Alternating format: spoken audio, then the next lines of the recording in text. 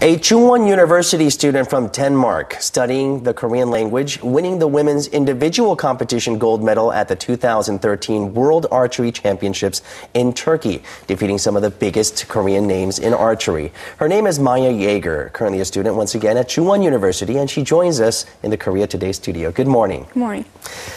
So you've been in archery since the age of 8, and you just won the gold medal at the Women's Individual Championship at the World Archery Championships. That was in Turkey. Congratulations again. How was the response from back home in Denmark?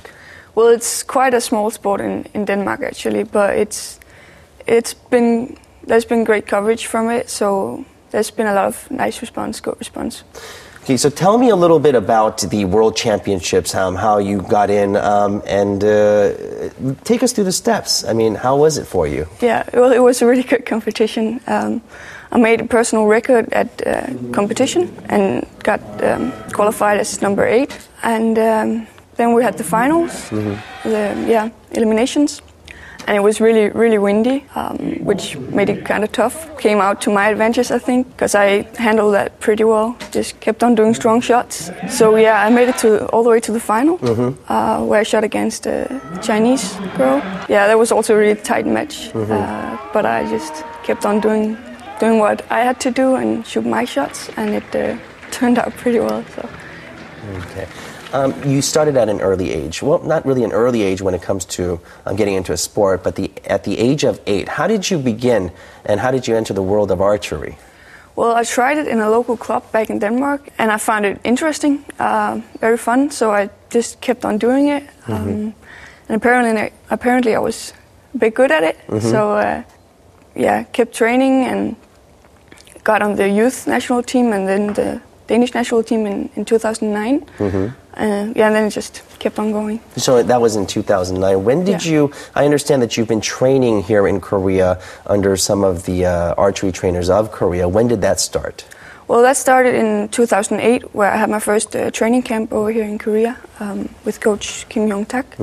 And that was through the national team. They had contact with him and cooperated with him on a consult basis. So my training under Kim Hyung-tak, you've been working with him for several years now. Tell us the experience of training with him. It's been really nice. He's a really, really good coach.